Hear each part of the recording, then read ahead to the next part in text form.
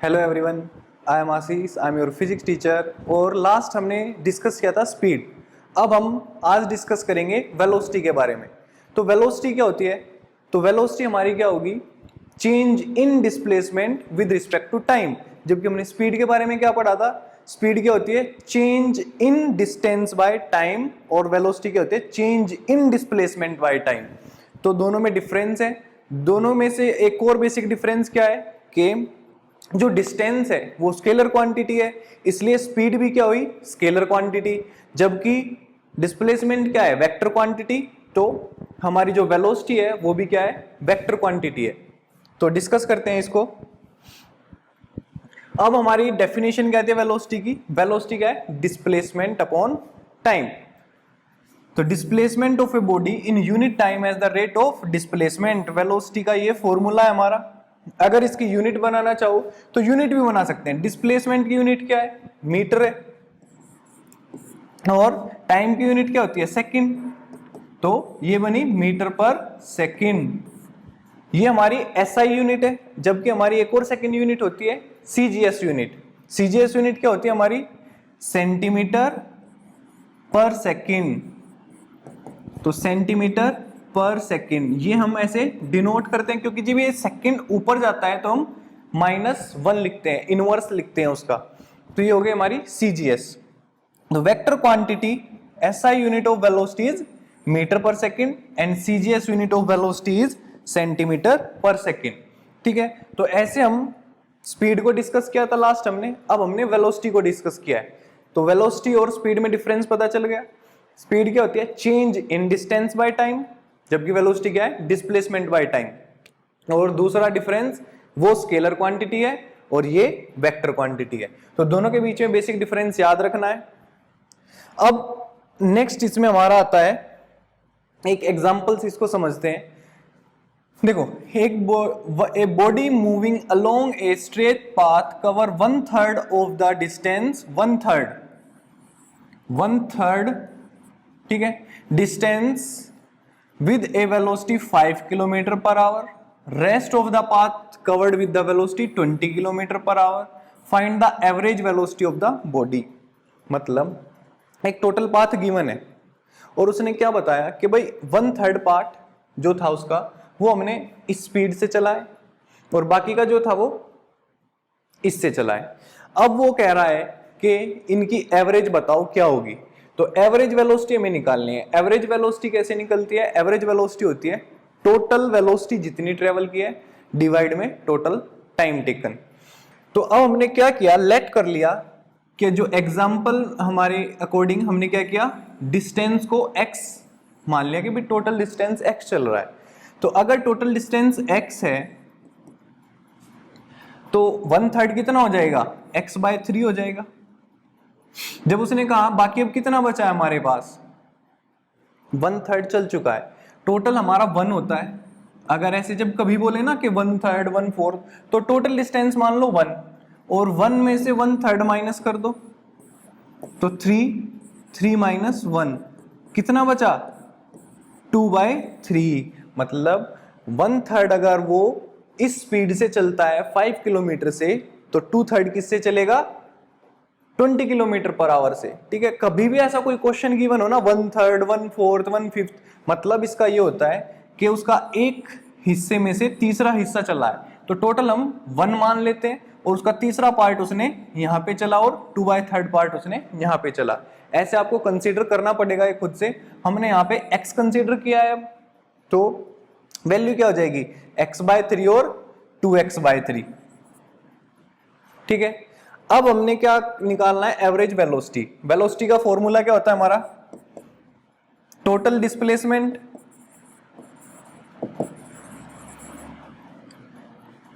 Upon में total time.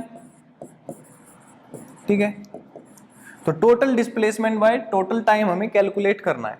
अब हमें टोटल डिस्टेंस कितना चला है? x चला है और टोटल टाइम हमारे पास नहीं है, तो इसलिए हमें क्या करना पड़ेगा? पहले टाइम को कैलकुलेट करना पड़ेगा। तो हम टाइम को पहले कैलकुलेट करते हैं। कैसे कैलकुलेट करोगे? टाइम का फॉर्मूला क्या होता है? टाइम का फॉर्मूला, अच्छा ये बताओ, स्पीड का फॉर्मूला पता है? क्या होता है, पढ़ा था हमने, डिस्टेंस अपॉन टाइम। तो टाइम का क्या हो जाएगा, इधर चला जाएगा, डिस्टेंस अपॉन, तो टाइम हो जाएगी डिस्टेंस अपॉन स्पीड। ठीक है, अब हमें स्पीड गिवन है, हम यहां पे रख के निकाल सकते हैं। तो हम अभी क्या करेंगे, टोटल डिस्प्लेसमेंट कैलकुलेट करते हैं और उसकी वैल्यू पुट अप करते हैं। तो देखो हमने कैसे किया इसको, यहां पे देखो अब टोटल एक्स लेंथ मानी, तो हमने क्या किया, यहाँ पे हमें डिस्टेंस t1 टाइम निकालना है, जब उसने कितना डिस्टेंस ट्रेवल किया है 1/3, और t2 टाइम निकालना पड़ेगा जब उसने कितना डिस्टेंस ट्रेवल किया है 2/3। तो उसके लिए हमने क्या किया, speed is equals to distance by time, अभी फॉर्मूला लिखा था लास्ट पेज पे। ऐसे ही स्पीड सेकंड वाली, और सेकंड डिस्टेंस कितना ट्रेवल किया और उसने सेकंड टाइम कितना लिया है, तो इसको कैलकुलेट कर सकते हैं। अब क्या करेंगे, इसको इधर ले जाओ, t1 ऊपर चला गया तो क्या आ गया x/15। ये x/15 कैसे आया, ये ऐसे आया, जब आप t1 को इधर लेके आओगे तो x/3 लिखा हुआ है, ये जो उन्होंने ऐसे लिखा है इसको हम ऐसे भी लिख सकते हैं x/3। और कितने स्पीड थी उसकी 15 किलोमीटर पर आवर, ये नीचे आ जाएगी, टाइम ऊपर चला जाएगा, तो ये 5, तो x/15।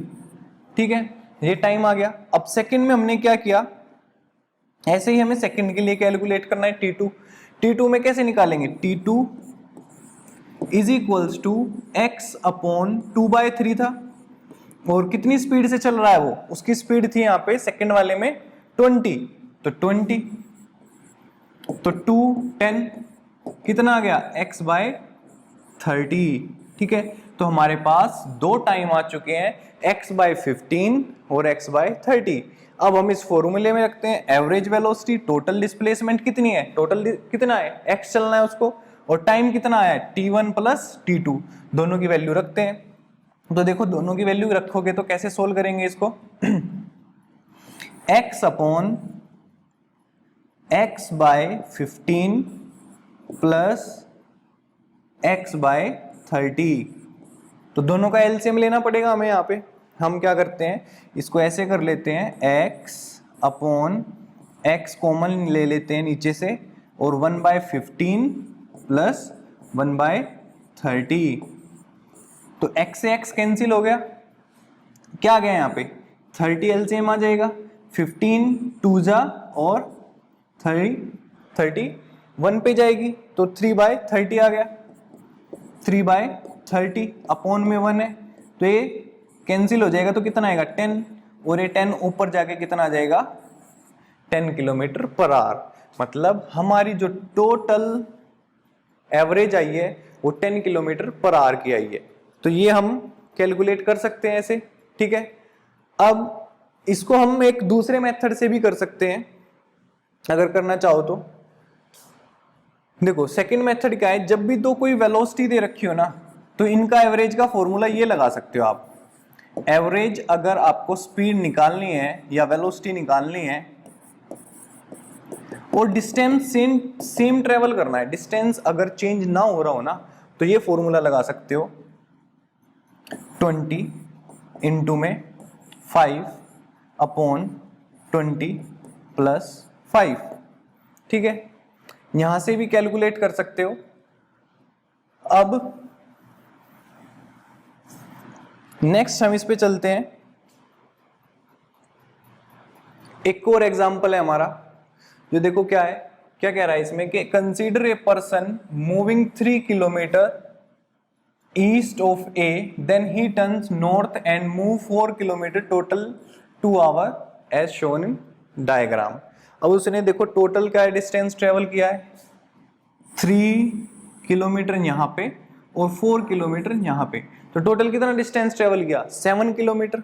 तो डिस्टेंस 7 किलोमीटर है, बट उसकी डिस्प्लेसमेंट कितनी है, डिस्प्लेसमेंट क्या होती है, शॉर्टेस्ट पाथ बताया था मैंने, तो शॉर्टेस्ट पाथ तो ये है दोनों के बीच में, तो डिस्प्लेसमेंट 5 किलोमीटर है और डिस्टेंस 7 किलोमीटर है। अब वो निकालना क्या है उसको, वो हम एवरेज वैल्यू अगर निकलवाता है हमारे से, तो देखो डिस्प्लेसमेंट कितना है 5, वेलोसिटी कैसे निकालोगे, डिस्प्लेसमेंट अपॉन टाइम, 2 आवर लगे थे तो 2.5 आ गया, और ऐसे ही सेकंड में भी टाइम तो 2 ही है, स्पीड निकलवाएगा तो 7 किलोमीटर बाय 2, तो ये कितना आ गया 3.5 किलोमीटर पर आवर। ठीक है, तो ऐसे आप इसको कैलकुलेट कर सकते हो दोनों की वैल्यू, क्योंकि दोनों का हमें पता है, डिस्टेंस भी कैलकुलेट कर चुके थे और डिस्प्लेसमेंट भी। डिस्प्लेसमेंट शॉर्टेस्ट पाथ होता है और डिस्टेंस एक्चुअल पाथ होता है, तो हमने दोनों का डिस्टेंस अपॉन टाइम और डिस्प्लेसमेंट अपॉन टाइम करके वैल्यू कैलकुलेट की है। अब नेक्स्ट आता है uniform and non uniform motion. देखो यूनिफॉर्म क्या होता है, अगर कोई बॉडी इक्वल डिस्टेंस ट्रेवल करती है इक्वल इंटरवल ऑफ टाइम में, तो वो क्या पढ़ी थी हमने, यूनिफॉर्म स्पीड। ऐसे ही अगर कोई बॉडी इक्वल डिस्प्लेसमेंट ट्रेवल करेगी इक्वल इंटरवल ऑफ टाइम में, तो वो क्या हो जाएगी, वो होगी हमारी यूनिफॉर्म वेलोसिटी। अब इक्वल डिस्प्लेसमेंट है, इक्वल इंटरवल ऑफ टाइम है, तो देखो एक body travel said to be move with uniform velocity equal displacement in equal interval of time, तो ये हो गई हमारी यूनिफॉर्म की definition. However, small of these interval may be a body cover unequal displacement। अगर unequal displacement है equal interval of time में, तो वो क्या हो जाएगी हमारी नॉन यूनिफॉर्म। नॉन यूनिफॉर्म मतलब डिस्टेंस अलग अलग चलेगी, इक्वल टाइम रहेगा, बट डिस्टेंस क्या है, पहले 1 आवर में चला 20, उससे नेक्स्ट में 40, उससे नेक्स्ट में 10 चला वापस से, तो ये क्या हो गया, अनइक्वल हो गया।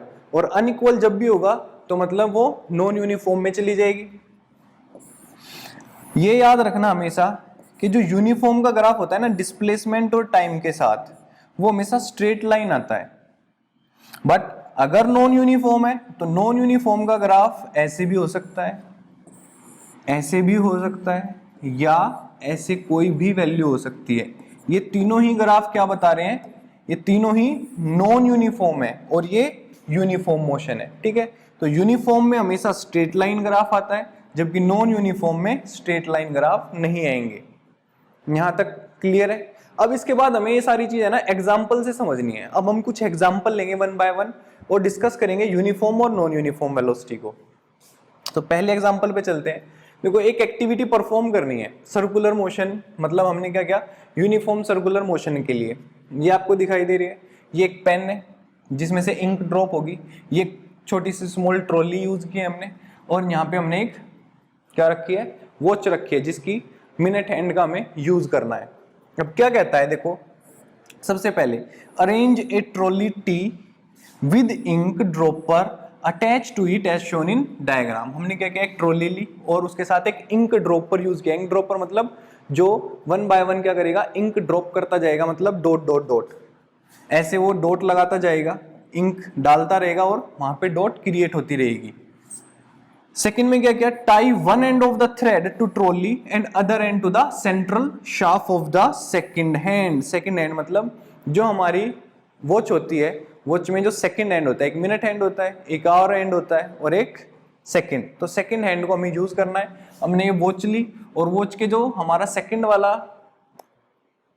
वो थी निब थी, उस पे हमने उसको क्या किया, अटैच कर दिया, और एक हमने ट्रॉली से लगा दिया वन एंड।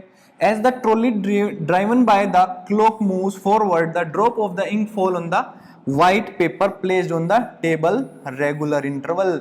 अब क्या होगा, जैसे ये इस पे से चली, अब ये क्लॉक मूव करेगी ऐसे, तो 1 सेकंड जैसे ही होगा ये यहाँ पे एक ड्रॉप डाल देगी, फिर ये नेक्स्ट सेकंड पे जाएगी, एक ड्रॉप यहाँ पे आएगी, फिर एक ड्रॉप यहाँ आएगी, एक ऐसे, और कंटिन्यू क्या है, ये ड्रॉप डालती चली जाएगी। तो जितना भी इनके बीच का गैप होगा ना वो इक्वल होगा। मान लो ये 1 है तो ये भी 1 होगा, ये भी 1 1 1 1 1, मतलब 1 सेकंड में क्या कर रहा है, एक ही मीटर चल रहा है या एक ही सेंटीमीटर चल रहा है, तो वो क्या है, इक्वल डिस्टेंस ट्रेवल कर रहा है इक्वल इंटरवल ऑफ टाइम में। तो ये कैसा मोशन हुआ, ये एक यूनिफॉर्म मोशन हुआ, क्योंकि इक्वल डिस्टेंस ट्रेवल किए और टाइम क्या है वो भी इक्वल लिया है। Measure the distance between successive drops and note down the time interval between the drop. तो जितना डिस्टेंस पे वो डालेंगे हम वो नोट कर लेंगे, और टाइम इंटरवल कितना रहेगा, टाइम इंटरवल तो हमारा 1 सेकंड ही रहेगा, क्योंकि हर सेकंड के बाद क्या है, जैसे पहले यहाँ पे थी जो एरो थी सेकंड हैंड, फिर यहाँ पे आ जाएगी, फिर यहाँ पे आ जाएगी, हर सेकंड एक एक सेकंड में वो क्या है, इक्वल टाइम इंटरवल लेती है। तो वो इक्वल आएगा।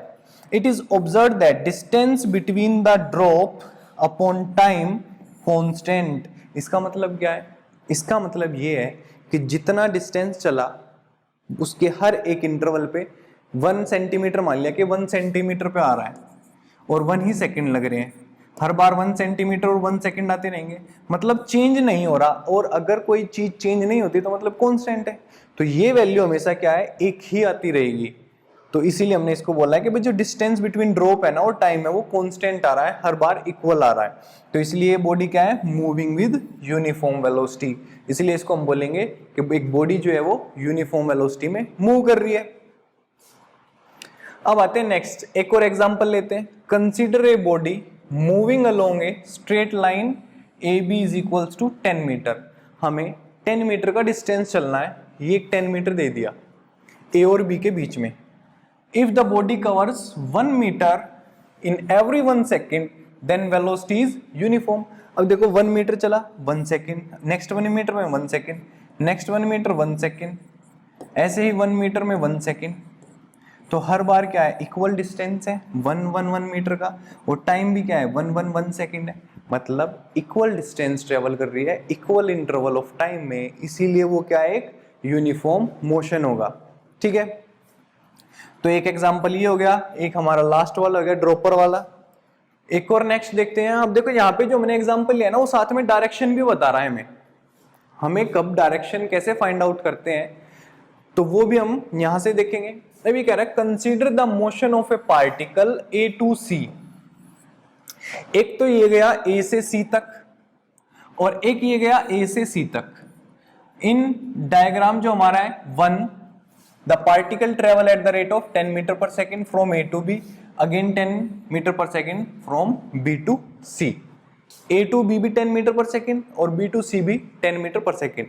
बट देखो जो ये वैल्यू है ये लीनियर मोशन है, स्ट्रेट चला इधर फिर स्ट्रेट चला तो ये लीनियर मोशन हुआ। बट ये सर्कल में जा रहा है तो मीन्स ये कर्व लीनियर बोल सकते हो इसको या सर्कुलर मोशन।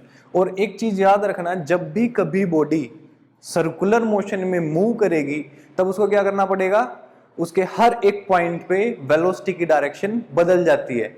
मींस जैसे ये सर्कुलर मोशन है, अगर इस पॉइंट पे तुम्हें डायरेक्शन चाहिए तो वेलोसिटी की डायरेक्शन यहाँ आएगी। अगर पार्टिकल हमारा एंटी क्लॉकवाइज मूव कर रहा है, इस पॉइंट पे निकालोगे तो ऐसे आएगी, इस पे निकालोगे ऐसे आ जाएगी, ये ऐसे चली जाएगी। ठीक है, तो मीन्स ये डिपेंड करता है हमारी किस डायरेक्शन में मूव कर रहे हैं। तो कर्व लीनियर में हमने क्या किया? एक कर्व लिया ऐसे, ये जो लगा रखा है, और उस पे टेंजेंट लगाते हैं। किसी भी डायरेक्शन पे टेंजेंट लगाएंगे, जिस पॉइंट पे टेंजेंट लगाएंगे ना वहां वेलोसिटी की डायरेक्शन आ रही होगी। जैसे मैं यहाँ पे एक पॉइंट मानता हूँ ए, मैंने एक टेंजेंट लगाई। टेंजेंट क्या होती है? जो सर्कल के बाहर लगती है। कोड तो सर्कल के अंदर होती है, टेंजेंट सर्कल के बाहर होती है। ए पॉइंट ये यहाँ पे निकालोगे तो ये आ जाएगी, इस पॉइंट पे टेंजेंट लगाओगे तो यहाँ डायरेक्शन आ जाएगी। मतलब जब भी सर्कल में बॉडी मूव करती है तो हर पॉइंट पे उसकी डायरेक्शन क्या होगी? चेंज होगी। इसलिए उसकी वेलोसिटी चेंजिंग है हर पॉइंट के ऊपर। हर एक पॉइंट जितना भी हमने माना है सभी पे क्या है? उसकी वैल्यू चेंजिंग है। तो consider the motion of the particle along curve is 2.10 second part में the both cases the speed of particle remain constant but velocity changing since the direction of the velocity changes magnitude of the velocity remain same. Magnitude कितना है? यहाँ पे भी 10 metre पर second है, यहाँ पे भी 10 मीटर पर सेकेंड है, बट डायरेक्शन बदल रही है। ठीक है, तो डायरेक्शन बदल रही है तो मीन्स वेलोसिटी आ रही है। इसका मतलब ये है स्पीड एक हो सकती है, ठीक है, अगर क्या हो उसकी वैल्यू चेंजिंग हो, किसकी? डायरेक्शन की, तो भी वेलोसिटी आ सकती है। इसका मतलब ये जरूरी नहीं है कि जब डिस्प्लेसमेंट अपॉन टाइम होगा तभी वेलोसिटी आएगी। इससे ये हम क्या समझे कि अगर डायरेक्शन बदल जाती है और स्पीड सेम रहती है तब भी क्या आ सकती है? वेलोसिटी आ सकती है। मींस वेलोसिटी को ऐसे भी कह सकते हैं, डायरेक्शन प्लस स्पीड क्या होगी? अगर स्पीड सेम है बट डायरेक्शन चेंजिंग है तो भी वेलोसिटी आएगी। ये हमने यहां से कंसीडर किया है, ये हमने इस एग्जांपल से समझा है कि भाई डायरेक्शन बदल रही है तो वेलोसिटी आ रही है। बट देखो वेलोसिटी की स्पीड वो तो एक ही है, यहाँ पे भी 10 मीटर थी, यहाँ पे भी 10 मीटर थी, यहाँ पे भी 10 मीटर थी। एक वैल्यू होने के बाद भी वेलोसिटी क्यों आई? क्योंकि डायरेक्शन चेंज हुई है। तो ये हमारे एग्जाम्पल थे यूनिफॉर्म के लिए, और हमने डायरेक्शन के साथ किया कि भाई कैसे जो हमारी वेलोसिटी आती है। अब एक और एग्जाम्पल हम देखते हैं। तो देखो, the motion of a particle as shown below with the varying speed a2d। अब हमने स्पीड को चेंज कर दिया, स्पीड एक नहीं रखी। Hence the velocity of particle is not uniform since magnitude of velocity changes through the direction remain same. यहाँ पे क्या है, डायरेक्शन जो है वो चेंजिंग है, चेंजिंग नहीं है, बट क्या है, मैग्नीट्यूड बदल रहा है। पहले 10 था, ए से और बी के बीच में जब वो ट्रेवल करा उसने तो 10 मीटर पर सेकंड से चली। जब बी से और सी तक गई तब 20 मीटर पर सेकंड पे चली, और जब सी टू डी गई तब 15 मीटर पर सेकंड पे चली। तो देखो हर बार क्या है, स्पीड बदल रही है, तो ये यूनिफॉर्म नहीं हो सकती। क्यों? क्योंकि अलग अलग आ रही है। यहाँ पे गैप कितना है, 10 का गैप है, यहाँ पे कितना गैप है, 5 का गैप है। अगर यहाँ पे मान लो 20 हो जाता तो फिर तो कोई गैप ही नहीं रहता। हमें क्या करना है, ऐसी कोई वैल्यू होती कि जहां पे भी गैप 10 का आ जाता, ठीक है। तो यहाँ पे हम अगर 30 ले लेते तो क्या हो जाता, 10 गैप हो जाता फिर से, और 10 गैप होते ही क्या बन जाती है वो, यूनिफॉर्म। क्योंकि हमने बताया है कि इक्वल इंटरवल, इंटरवल यही तो होते हैं, 10 से 20 का इंटरवल, 20 से 30 का इंटरवल, इन्हीं को क्या बोलते हैं हम, इंटरवल बोलते हैं। तो इंटरवल के बीच में ये वैल्यू सेम रहेगी तो यूनिफॉर्म होगी। अब ये किसका एग्जाम्पल है, नॉन यूनिफॉर्म का एग्जाम्पल है। लाइक एक और एग्जाम्पल देखो हमारा, examine the motion of a particle as shown below, seen it the magnitude and the direction of velocity changes, hence velocity is not uniform. अब देखो यहाँ पे 10 किलोमीटर चला, डायरेक्शन ये थी, 5 ऊपर गया, डायरेक्शन चेंजिंग हो गई, फिर डायरेक्शन यहाँ पे चेंज है। बट अगर टाइम इंटरवल की बात करोगे तो कितना है, यहाँ पे 5 का गैप है और यहाँ पे 15 का गैप है। तो अब भी क्या है, ये मैग्नीट्यूड बदल रहा है, डायरेक्शन भी बदल रही है, बट अभी भी क्या है, नॉन यूनिफॉर्म है। नॉन यूनिफॉर्म क्यों है, क्योंकि मैग्नीट्यूड इक्वल है ही नहीं, और मैग्नीट्यूड इक्वल नहीं है इसीलिए क्या है, ये नॉन यूनिफॉर्म। लास्ट के जो एग्जाम्पल थे उनमें डायरेक्शन बदल रही थी बट फिर भी यूनिफॉर्म थे। क्यों? क्योंकि वहां पे जो मैग्नीट्यूड था वेलोसिटी का वो सेम था, बट यहाँ पे मैग्नीट्यूड भी चेंजिंग है और डायरेक्शन भी चेंजिंग है। तो याद रखना, अगर डायरेक्शन बदलती है सर्कुलर मोशन में तो मैग्नीट्यूड सेम रहेगा, यूनिफॉर्म में चला जाएगा, बट यहाँ पे ऐसा नहीं है, इसलिए नॉन यूनिफॉर्म में गया है। ठीक है, तो ये हमारा आज हमने टोटली डिस्कस किया एग्जाम्पल के साथ वेलोसिटी को। अब हमारा नेक्स्ट जो हमारा आएगा वो आएगा एक्सेलरेशन। एक्सेलरेशन को हम नेक्स्ट वीडियो में डिस्कस करेंगे और फिर इसकी एक्सरसाइज और कॉन्सेप्ट लेवल के जो कुछ क्वेश्चंस हैं उनको डिस्कस करेंगे। तब तक के लिए थैंक यू।